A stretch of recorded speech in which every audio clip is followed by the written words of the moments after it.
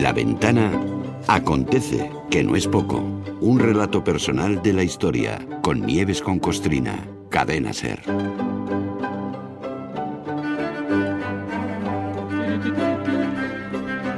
¿Sabes qué podemos hacer, Roberto? ¿Qué? Un día de estos que tengamos fútbol entre semana y terminemos La Ventana a las 7, que entonces Nieves no tendrá su acontece que no es poco, la podemos invitar de refuerzo de detectives. Hombre, Si coincide es. con que es un martes... Sí, sí.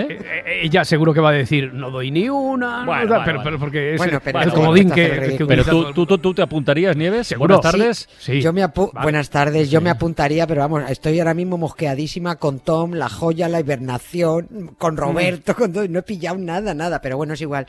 Yo de ¿quién la dijo segunda miedo? nada, ¿Quién de la dijo primera, miedo? de la primera ¿Quién alguna dijo cosa he miedo? pillado. No, hay que Roberto hacerlo. tiene razón en una cosa, es que es un juego, y si el Claro. juego tienes que preguntar y tienes Y que hacer el divertirte, canelo. y divertirte, claro o sea que sí. sí, claro. Bueno, pongámonos serios, y esto ya no es un juego, ¿eh? Ya sabía yo que la historia de ayer iba a dejar rastro.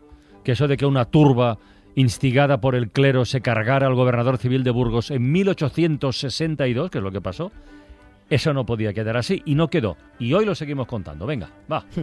Sí, vamos a cerrar algunos melones que dejamos ayer abiertos, porque si ayer contábamos el linchamiento del gobernador civil de Burgos dentro de la catedral, junto al claustro, a manos de un grupo de fanáticos religiosos, instigados, ya lo has dicho, por el arzobispo y el deán de la catedral de Burgos, hoy contamos la que se lió cuando se conoció la noticia.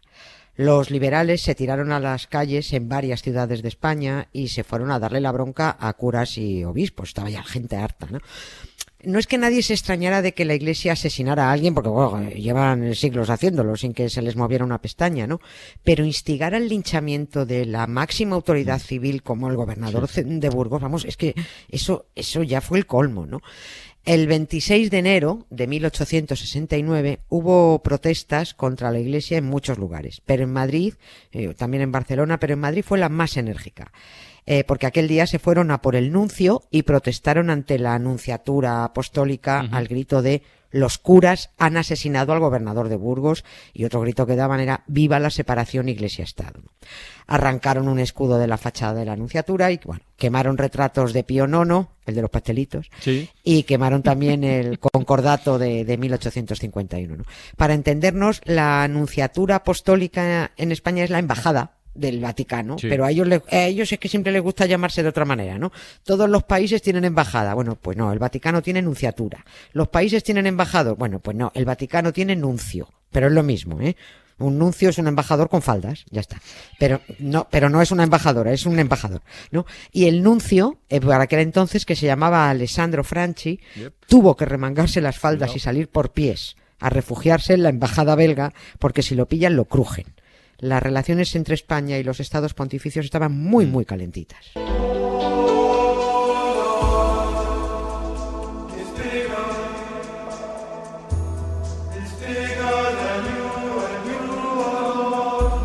A ver, por si alguien se perdió la historia de ayer, recordemos que fue precisamente el nuncio apostólico el que advirtió a todas las diócesis españolas de la visita sorpresa que iban a hacer gobernadores civiles y alcaldes para elaborar el inventario de los bienes de la Iglesia que tenía que devolver. Exactamente. Es que si no se dice esto, a lo mejor se pierde un poco el hilo. Sí, pues ahí está. No pudieron hacer peor las cosas ni el Papa, el nuncio, los obispos y los curas. Es que estaba todo mal hecho y además todo con maldad, ¿no? Porque fue un funcionario, también lo adelantamos ayer, fue un funcionario del Ministerio de Fomento el que confesó a un cura que el día 25 de enero, tal que ayer, un día antes de la publicación del decreto que ordenaba el inventario de los bienes de la Iglesia para impedir que siguieran esquilmando el patrimonio nacional, que ese era el objetivo de hacer inventario, evitar que siguieran destrozándolo, ¿no? Bueno, pues gobernadores y alcaldes acudirían a hacer. El funcionario lo que hizo fue confesar al cura esto. Y ese cura, saltándose el secreto de confesión, se lo chiva al nuncio. Y el nuncio sabía que todo venía de una confesión, advirtió a todas las diócesis para que estuvieran prevenidas ante la visita de la autoridad civil y que se fueran a hacer, bueno, y que ocultaran todo lo que pudieran y todo lo que quisieran, ¿no? Pero bueno, esto de la confesión y el chivatazo del nuncio que estamos contando se supo después, no se podía saber hoy todavía, ¿no? Los que salieron a manifestarse en muchas ciudades, pero masivamente en Madrid y Barcelona, hartos de tanto cura me tomen todo, de tanto frenazo al progreso, de tanto retraso cultural por culpa de la Iglesia, todavía todavía no tenían ni idea de todo esto, porque si lo llegan a saber, la nunciatura arde y al nuncio de verdad que se lo cargan.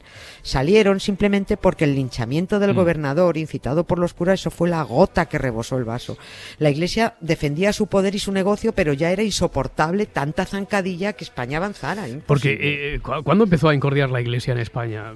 Se supone que la expulsión de Isabel II, eso no les gustó. Claro. Un pelo, no les gustó nada. Eso, ahí fue. Llevaban 4 meses dando por saco, desde octubre de 1868. ¿No?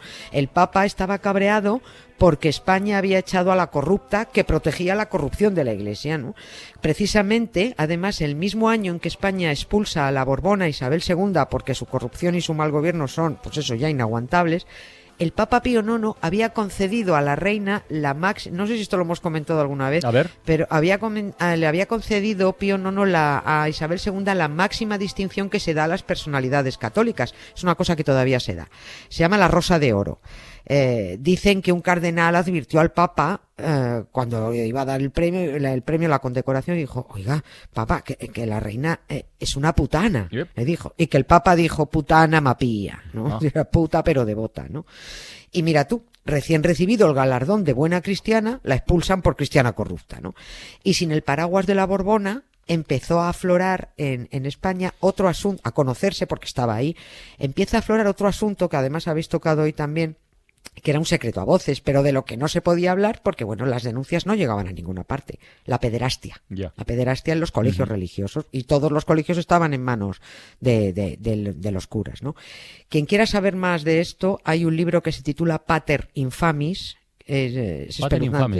Pater Infamis. Es denso, tal. Es una investigación del historiador Francisco Vázquez sobre los curas pedófilos que demuestra en manos de quienes han estado, y a veces todavía están los niños, ¿no?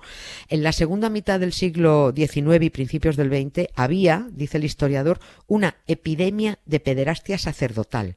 Era alucinante.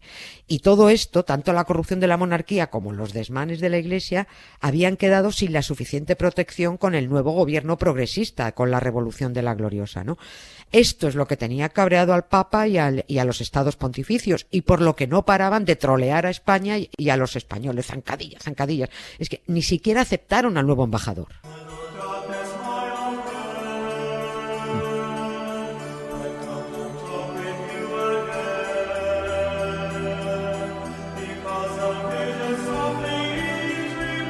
Esto es muy inusual, ¿no? ¿El Papa rechazó al embajador de España en Roma? Sí, totalmente. Sí, a él le debía parecer una especie de social comunista bolivariano o algo así, ¿no? Y todo eso es lo que tenía cabreadísima gran parte de la población española con Roma, ¿no? Estaban hartos del concordato medieval que solo protegía el negocio de la Iglesia. Estaban hartos de la protección que daban a la Borbona. Estaban hartos de que todo fueran inconvenientes desde Roma a la España progresista que pretendía iniciar camino. Solo querían sumarse a Europa, ¿no? Y en mitad de este hartazgo llega la noticia de que el Papa se niega a recibir al nuevo embajador y el linchamiento del gobernador de Burgos instigado por el clero, ¿no? Bueno, la intolerancia ya era inaguantable, ¿no? Por eso montaron un pollo ante la Nunciatura, que no, ojo, un pollo que no pasó de romper un par de escudos y quemar la foto del Papa, fue esto. Una protesta. Sí, una protesta, ¿no? Pues un par de hogueras y tal, bronca, mucho ruido, ¿no? El embajador español era el que mandó el gobierno. Era un político además de mucho prestigio, José Posada Herrera se llamaba, ¿no? Pero nunca fue recibido como embajador. Permaneció en Roma varias semanas, bueno, pues a la espera de entregar sus credenciales, ¿no? Pero eso nunca ocurrió, y el hombre acabó volviéndose, ¿no? Roma no volvió a recibir a ningún embajador español hasta que no se nos encajaron otra vez los Borbones con el imberbe de Alfonso XII. Otra vez nos engañaron, y entonces sí, a Roma ya le pareció bien el embajador que mandó el rey. O sea que en España había nuncio apostólico, porque lo había, sí. Pero en Roma no podía haber embajador español. ¿Y cuánto duró este lío? ¿Esta anomalía, mejor dicho? 6 años. Ellos no recibieron al embajador y no lo recibieron. Y aquí había nuncio. Luego, después de pasarse el follón ese, aquí hubo su nuncio, ¿no? Nadie crea que aquel gobierno de 1868 fuera un gobierno antirreligioso o que se estuviera planteando hacer nada contra la Iglesia como institución, pero sí contra su corrupción y sobre todo contra el desmadre que llevaban para adelante, ¿no? Se pretendía poner orden, porque el nivel cultural en España era infame, ¿no? La educación era medieval, se trataba de impedir el expolio del que ayer estuvimos hablando, del patrimonio, ¿no?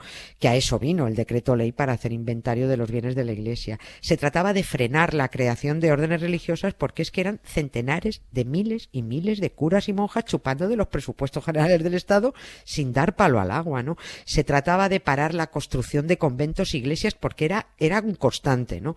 Se trataba de modernizar España, pero bueno, fue imposible con la losa medieval de la religión, y porque son muy violentos defendiendo su negocio, fijaros que la Iglesia siempre hace esa trampa de relacionar las palabras anticlerical con violencia, ¿no? Quema de iglesias, tal. Pero de verdad que es justo al revés. La historia demuestra que la violencia y el crimen van íntimamente unidos a las religiones en general y a la Iglesia en particular, ¿no? Los clericales se llevan la medalla de oro en violencia, intolerancia, ejecuciones, expulsiones, linchamientos, y salen indemnes con el cuento chino de asesinar en nombre de Dios. Oye, por cierto, Nieves, ¿y qué fue de los detenidos por el linchamiento del gobernador civil de Burgos, del que hablabas ayer? Esto fue un chiste, ¿Ah, sí? total. Sí. Adelantamos ayer que hubo 134 detenidos, entre ellos varios eclesiásticos. 5 seminaristas tuvieron tanta prisa por pillar un tren y salir de Burgos, nada más linchar al gobernador, que iban tan nerviosos que se dejaron todo el equipaje en el andén. Bueno, sí, los pillaron. Pero bueno, ¿acabó en la cárcel algún cura, algún obispo, algún cardenal, alguien con faldas? Ni uno. Todas sus causas fueron sobreseídas. Pagaron 4 ignorantes, porque el clero dijo que había sido el pueblo el que había irrumpido en la catedral, ¿no? Pagaron un criado, un frutero, unos cuantos jornaleros que confesaron que sí, que habían sido, pero que aquella emboscada al gobernador, que no fue espontánea, que ellos habían ido allí porque los avisaron de que un gobierno ateo, traidor y revolucionario había ordenado robar todo lo que había en la catedral de Burgos, que los convocaron allí para defenderla, y que les abrieron las puertas para que se fueran a por el gobernador. Las penas fueron muy duras para estos 4 pringaos, pero bueno, solo sobre el papel, porque muy poco tiempo después todos quedaron en libertad. En resumidas cuentas, el asesinato del gobernador civil Isidoro Gutiérrez quedó impune.